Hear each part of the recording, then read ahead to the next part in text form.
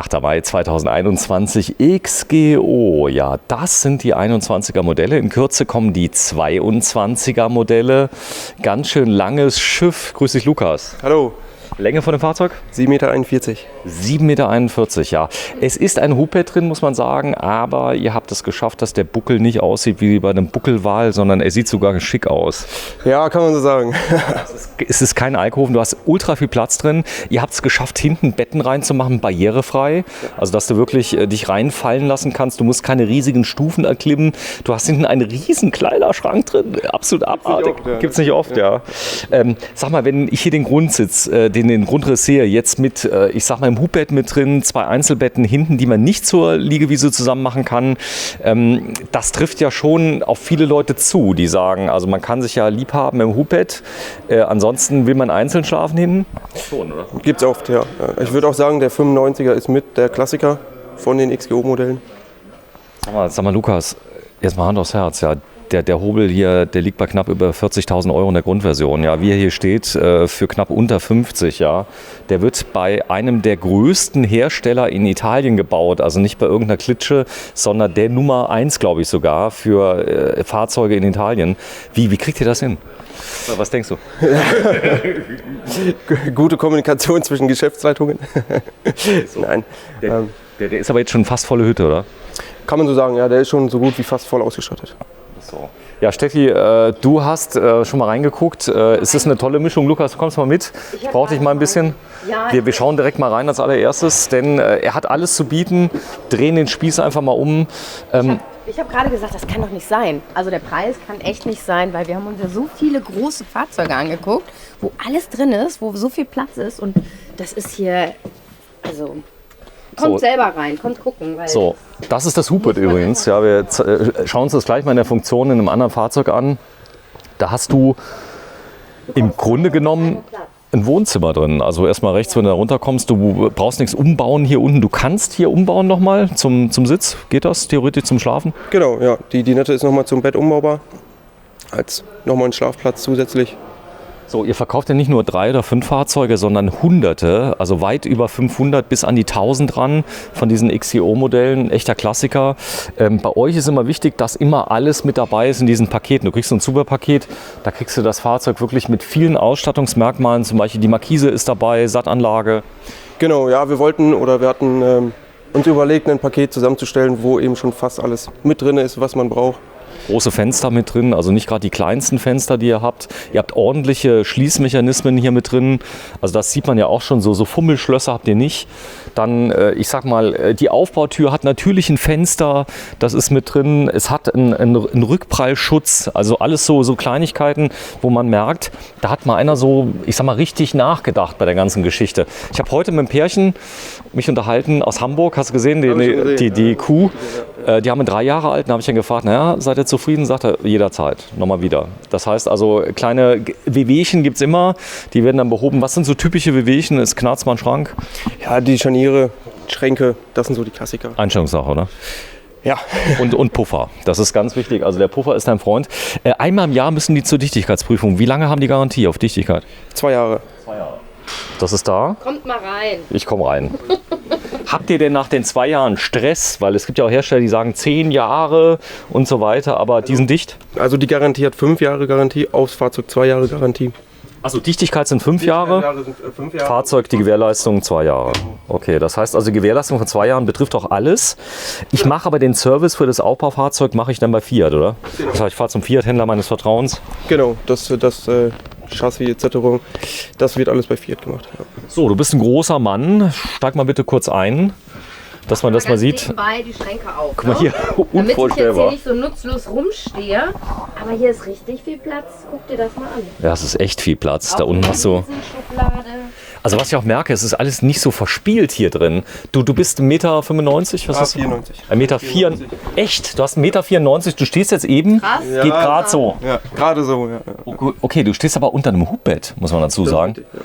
Phänomenal. Also wie habt ihr das denn hinbekommen? Das macht der Buckel oben drauf, der kleine, gell? Genau, dieser kleine Buckel oben, der gibt eben nochmal ziemlich viel Platz nach oben hin, so dass man auch unterm Hubbett So, was ich zeigen will, Pocket Steffi, stellt sich mal bitte ganz kurz neben Lukas. Im Vergleich zum Lukas ist das wirklich so. Und du hast wirklich irre viel Platz in deinem Hubpad. Du bist 1,60 Meter, Ja, das geht. Also für ganz Große habt ihr noch einen anderen Grundriss, muss man sagen. Es gibt das auch ohne Hubpad, richtig? Es das gibt hier. auch ohne Hubpad, genau. Und dann hast du Buckel ohne Hubpad, heißt, du kannst auch 2,5 Meter groß sein, oder? Im Prinzip, ja.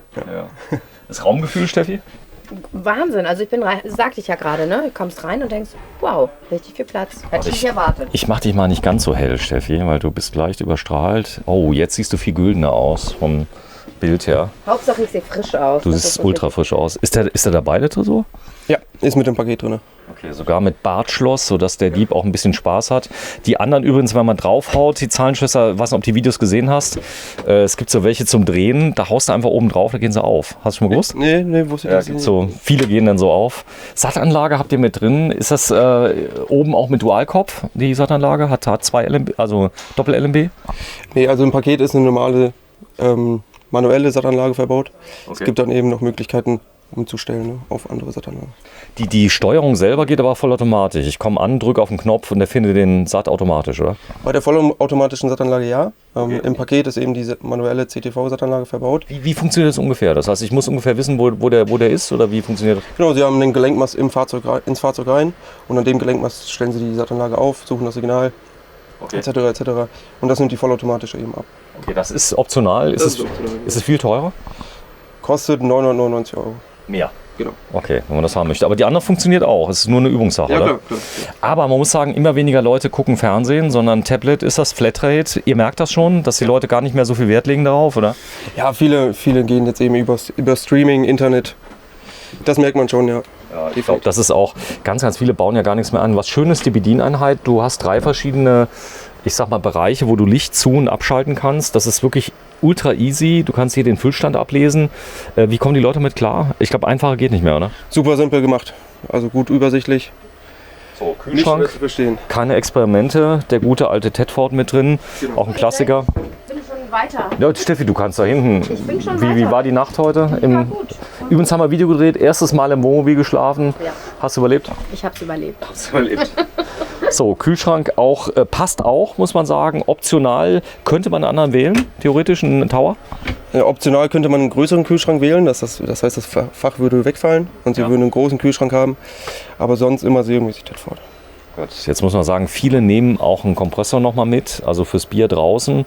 Also da gibt es ja in verschiedenen Größen. Wir gucken uns gleich mal die Heckgarage an, da passt locker ein Kompressor rein. Also die Profi-Camper, das hier ist jetzt ein AES-Kühlschrank, die so bei 40 Grad rumfahren und echt kaltes Bier haben wollen. Die haben natürlich einen Kompressor mit dabei für draußen, oder? Ja, es ist doch schon eine gute Alternative. Ne? Setz dich mal kurz hinten rein, bitte, Lukas, weil ich liebe es immer, wenn ich einen großen Mann mit dabei habe, dass man mal ungefähr mal das sieht. Ich setze mich mal dazu, damit der Lukas Genau, setz dich mal dazu. Ihr habt hier, also ich nenne es mal ganz ketzerisch, Sitzbezüge drauf, die aber wirklich aussehen wie Lederoptik. Das ist schon bequem. Ja, definitiv, klar. Ist es. Ich finde es super bequem. Ja, ist auch die gleiche Optik. Wir haben als, ist das auch schon drin hier, das Kennwort? Das ist mit dem Paket, genau. Mit dem Paket drin. Da ist auch ein Navi mit drin, Freisprecheinrichtung, alles schon eingebaut. Fahrhausklimaanlage ist immer dabei, oder? Ihr bestellt die nicht ohne, wenn hier Vorführung. Genau.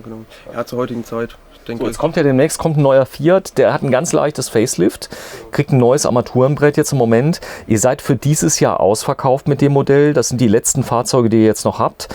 Ihr erwartet, ich glaube Vorstellung ist in Kürze bei den Fiat-Händlern, die werden D6 Final machen, das heißt also es wird die letzte Norm 6D Final wird jetzt rauskommen, die Abgasnorm und ich sag mal so, Fiat hat das sehr ernst genommen, die Kritik, die jetzt da ist, da wollen wir jetzt nicht drauf eingehen, es kommt was komplett Neues. Richtig? Genau, also der Fiat wird eigentlich komplett überarbeitet.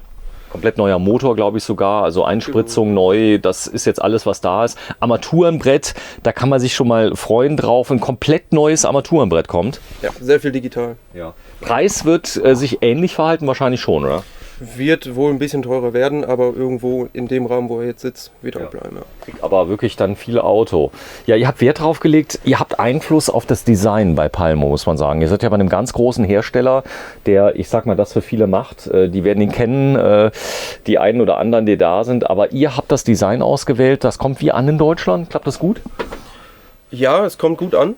Dazu muss man sagen, die Neumodelle kriegen nochmal ein anderes Design. Das wird nochmal überarbeitet. Aber aktuell, ja. Doch. Grundrisse bleiben? In der Grundrisse Form? bleiben, ja. Grundrisse bleiben. Das heißt, alles, was wir sehen an Grundrissen, die wir heute filmen, werden bleiben. Genau. Kommt ein neuer Fiat rein, den werden wir auch mal filmen, sobald er da ist. Ja. Preis-Leistung, gibt es da schon mal Leute, die sehr, sehr ungläubig hier stehen und den Fehler suchen? Ist dir das schon mal erlebt, dass die wirklich fragen, was ist denn, wo ist jetzt der Haken? Nicht selten, nicht selten. Habe ich ja auch gesagt. Also, ich habe gerade gesagt, die haben sich doch bestimmt im Preis vertan. Ist so. Ja. Weil ich habe zum Beispiel jetzt hier die Vorhänge, die haben den riesen Vorteil, du kannst natürlich Remis nachrüsten, aber wer den Fiat-Fahrhaus kennt, große Kältebrücke mit drin, ja. Die Vorhänge sind sogar vorteilhaft, muss man sagen, weil du dann natürlich über die Remis nicht diese Kältebrücke wegkriegst. Also ich meine, ihr habt nachgedacht, man kann Remis nachrüsten? Geht. Ja, kein Problem. Klar. Kein Problem. Das ist da. Oft werden die Fahrzeuge auch im Sommer verwendet. Also es sind jetzt nicht die typischen, ich sag mal, Skifahrzeuge für den Skiurlaub. Winterfest sind sie auch nicht. Ich nehme an, der Abwassertank ist nicht beheizt. Ist nicht beheizt, ist aber auch wieder möglich, optional mitzunehmen. Okay, genau. geht. Also wenn ich im Winterurlaub fahren will, einfach nur sagen, ist auch gar nicht so teuer, glaube ich, die Heizung, oder? Nee, kostet 199 € für einen Abwassertank. Also dann alles ist er winterfest. Genau. So, wir können ja mal kurz gucken. Küche, Steffi, wie gefällt dir das hier? Ja, ist auch viel Platz. Größe? Also, stell mich mal in die Küche. Die Spüle ist sehr groß, was ich immer gut finde. Dann saut man hier nicht so rum. Und auch ein Dreierkochfeld, was ich persönlich auch richtig gut finde. Mit Piezo-Zündung. Habe ich schon gesehen bei vielen Fahrzeugen, da muss so ein Feuerzeug noch ran. Habt ihr nicht? Haben wir nicht, nein. Das ist mit dem E-Zünder. Dieses Geräusch, ich finde das so geil. Ja, mach's schnell aus, ich Ja. mag's nicht. So, dann Hupet. Die Maße vom Hupet 1,20, was hat das? 1,20 mal 2,20. 1,20 mal 2,20. Das heißt zwei Kids locker. Ja. Ansonsten 2 Erwachsene, was ich gemerkt habe. Erwachsene schlafen dann gerne hinten. Du hast ein richtiges Raumbad hinten. Du kannst die Toilette vereinzeln.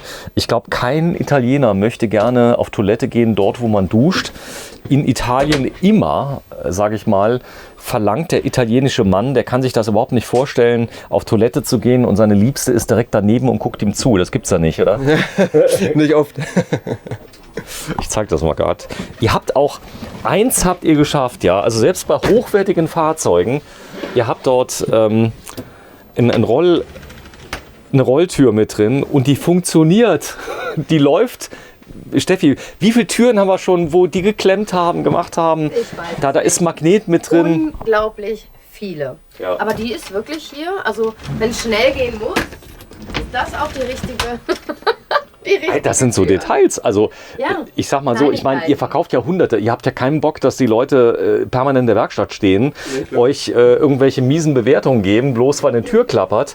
Das heißt, was ist jetzt hier anders? Ich merke so ein bisschen, es ist nicht so verspielt. Also alles ist gerade, also du hast keine Ecken, die jetzt so ausgefüllt sind, sondern alles sehr zweckmäßig. Also oder? Genau, es ist recht simpel gehalten und simpel für den Verbrauch eben. Also zum Beispiel hier. Simpel, aber schick.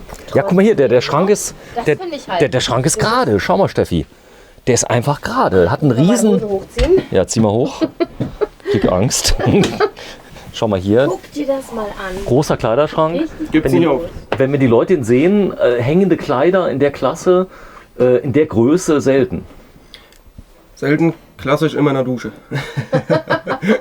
Hängen die rum. Das finde ich aber schön. Ich meine, da sieht man, die Italiener, die sind einfach auch immer schick angezogen. Ne? Auch die Frauen, auch die Männer. Und die wollen ihre schicken Kleider einfach aufhängen. Das ist so. Dann hier oben, guck mal, Touch. Da kannst du dann zusätzlich nochmal Putzlicht anmachen. Ansonsten alles indirekt natürlich beleuchtet, was Boah, mit drin das ist, ist aber mit richtig Nachtlicht. Ja gut, du willst ja auch mal hell haben. Also wenn du jetzt sagst, okay, du willst dich anziehen, brauchst es mal. Das ist übrigens der Durchgang zur Garage. Den habe ich schon mal geöffnet.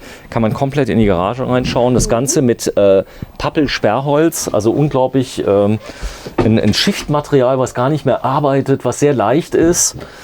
Zuladung, ist das hier jetzt schon aufgelasteter? Nee, der ist zulässig gesagt bis 3,5 Tonnen. Das geht. Das geht. Ja. Kann man das empfehlen bei der Fahrzeuggröße 3,5 Tonnen? Weil ich kann mir vorstellen, da ist die Zuladung bestimmt nur einige wenige 100 Kilo, oder? Ja, es ist immer hart an der Grenze. Man spricht von 400 bis 450 Kilo Zuladung. Für denen es zu wenig ist, gibt es die Möglichkeit, auf 3.850 Kilo aufzulasten mit einer Luftfederung, einer Eintragung. Okay. Aufpreis ungefähr? 1.399 €. 13,99 €, dann kriege ich eine Luftfeder mit dazu. Genau, und Das ist natürlich auch gut, ja. Die Luftfeder ist auf der Hinterachse, nehme ich an. Genau. Das ist für den Fahrkomfort auch nochmal anders, oder? Das heißt, Verändert das Auto fährt sich ein bisschen, anders. ja. Ist auch stabiler, schwankt nicht mehr so, also das ist mit drin. Und dann habe ich, was hast du gesagt, 3,850. Das heißt, richtig? Genau, 3,850. 3,50, also 350 Kilo mehr. Kann man eigentlich empfehlen. Braucht man allerdings einen C1E oder einen C1. Genau, brauchen wir wieder einen anderen Führerschein für. Ist aber gar nicht so wild. Viele machen den, also der C1E. Welcher ist das denn dann? Also Das ist der, den du schon hast. weil ich so alt bin. Nee. Achso, ihr habt jetzt einen anderen. Die Genau, die jüngeren jüngere Leute. Generation, die hat so ein... Das heißt, ich ziele zur älteren Generation, oder? Den hätte übrigens fast meine Tochter noch bekommen. Sie war irgendwie ein halbes Jahr zu früh geboren. Und das war irgendwann mal, ich weiß gar nicht mehr wann, das war die Umstellung, Anfang 2000 irgendwas. Ja, genau. Du hast keinen mehr, gell? Ich habe keinen mehr, nein. Ja. Ich habe den normalen. Gut. Aber viele wollen auch 3,5 haben, aber da ist man wirklich, muss man schon, man darf nicht alles einladen. Das ist so. Genau. Anhängerkupplung geht? Geht auch, ja. Geht auch. So, dann können wir einen kleinen Anhänger hinten dranhängen. Das machen auch viele, wenn sie mitnehmen, machen das Bier einfach hinten rein. Dann passt das. Toilette, geh mal bitte rein, Lukas. Dass man mal sieht. Lukas ist so schön groß. Der hat echt lange Beine. Ja, kurz sind sie nicht. Meine Neffen sind auch so groß. Also Geht aber. Ja. Also ich sag mal, du lebst ja damit. Also mit 1,94 Meter hast du schon leichte Einschränkungen. Mit 2 Meter, das will man nicht, ja, oft. Aber das geht gerade noch so bei dir. Ja. Genau, wenn du dich mal kurz hinsetzt auf die Toilette. Beine will ich nur mal sehen. Das geht. Oh gut, jetzt ist er schon extrem. Du warst eben noch. Ja, er ist schon groß. Ja. Das ist so. Also es gibt ja auch viele, die sind groß, haben keine langen Beine. Das geht, aber trotzdem geht's noch. Und du könntest ja auch hier die Tür zumachen, die Zwischentür. Könntest die Tür offen lassen.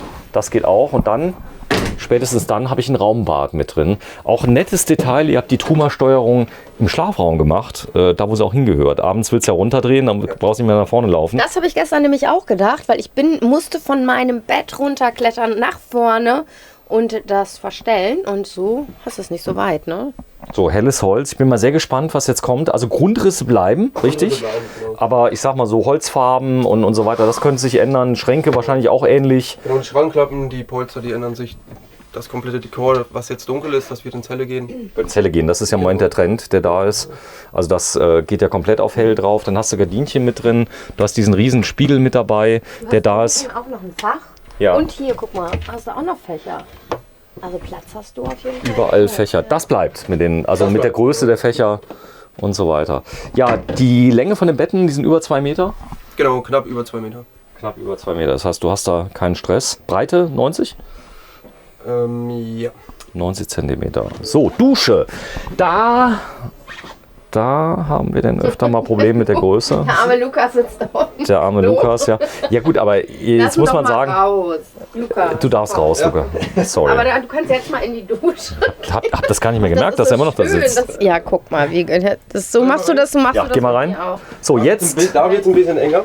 Da wird's ein bisschen, würde aber auch noch gehen. Du hast aber Schuhe jetzt an, muss man sagen. Das ist so, aber du bist jetzt extrem, 1,96. Aber wir wollen das mal zeigen. Steffi, bitte mal tauschen mit Lukas zur Ehrenrettung der Firma XGO.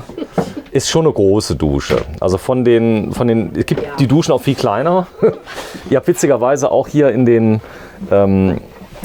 Rollerteams, also selbst in den Kastenwagen habt ihr große Duschen drin. Das ist also mir auch aufgefallen. Und Steffi, die geht schon fast in der Dusche unter. Sie kann auch schon fast die Tür schließen. Nee, außen ist noch ein... Genau, einmal erst die linke Tür, die rechte Tür und dann die linke. Nee, einmal andersrum. Andersrum? Genau. So. Okay. Und jetzt einhängen.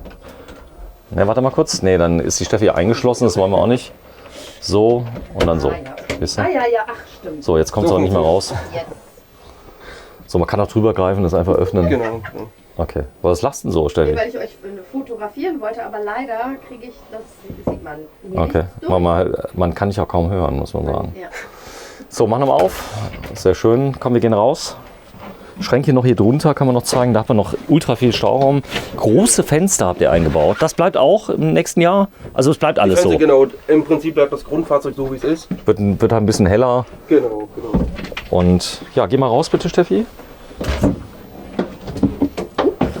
Sag mal, die rennen euch doch die Bude einmal den Preis, oder? Schon, oder? Ja, definitiv. Es gibt immer gut zu tun. Oder Komm, wir gehen mal raus. Wir zeigen mal ganz kurz. Also das ist dann der Raum. Hier oben hat man das Hubbett. Hubbett elektrisch, gibt es ja auch mechanisch. 2 Staufächer im Hubbett mit drin, große Küche mit drin. Wir können ja mal einmal noch beispielhaft hier die Klappe nochmal öffnen, dass wir das nochmal sehen. Also das Holz habt ihr auch innen. Ihr habt überall Vollkorpusmöbel eingebaut. Das heißt also auch die Rückwände innen, auch Sachen, die man nicht sieht, sind ordentlich gemacht. Es macht Spaß zu verkaufen, ist schon stressig, oder? Kriegt viele Anrufe. Spaß macht definitiv, ja. Und jetzt kommt noch so ein Typ wie ich und filmt das Ganze auch noch, ja, dass wir das mal zeigen. Steckdosen an den richtigen Stellen noch mit drin. Okay, komm, wir gehen mal raus. Also das kann man umbauen. Und jetzt kommt's. Ihr habt es geschafft, 2 nahezu barrierefreie Betten hinten zu machen und eine große Garage. Bitte Steffi einmal rein. Steffi war böse, muss in die Garage. Aua. Hast du wehgetan? Ja. Mein Gott, der blaue Fleck, der wird dich noch bis Montag begleiten. Das ist die Leiter fürs Hubbett? Genau, das ist die Leiter fürs Hubbett, ja. Gott, die da ist. Und für die Markise hier. Genau, das ist die Markise links daneben, die Notkurbel fürs Hubbett. Das selbst sollte der Motor mal im unwahrscheinlichen Fall ausfallen, man kriegt es nochmal runter. Genau. Dann habt ihr dabei, in dem Angebotspaket ist die Omnistore mit drin? Ja, ist eine Markise mit drin, Länge von 3 Metern, optional größere Längen, immer verfügbar. So, dann der Fahrradträger. Also wenn ich Falträder habe, die kriege ich rein, aber das ist natürlich sehr praktisch. Die da sind, habt ihr auch direkt eine Thule genommen, Rückfahrkamera mit drin? Ist auch mit drin, genau. So, die ist auch schon angeschlossen von Alka. Ja, also rundum tolles Fahrzeug, was mir auch noch gefällt. Das Fahrzeug ist sehr reparaturfreundlich. Das heißt also, ihr könnt hinten die üblichen Verdächtigen, die man immer so trifft, ja. Wie hier hinten die Ecken, die gibt es einzeln.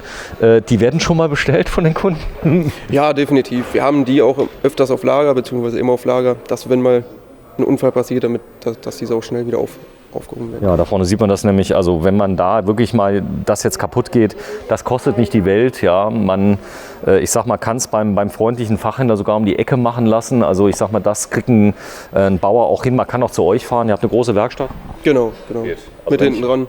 Klar, wenn ich jetzt aus Österreich komme und habe da jemand, dann spare ich mir vielleicht die Zeit. Ihr habt auch die Möglichkeit, das zu versenden, Ersatzteile geht auch, oder? Klar, genau.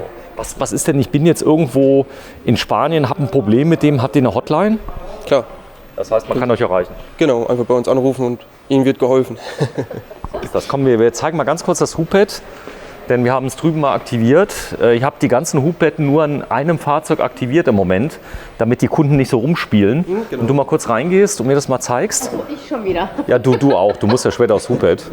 Wir sind jetzt hier übrigens im XGO Dynamic 99P Plus, den werden wir euch gleich mal zeigen. Der Lukas macht mal gerade das Hubbett, einmal drücken, festhalten, dann geht's runter. Das ist aber schnell.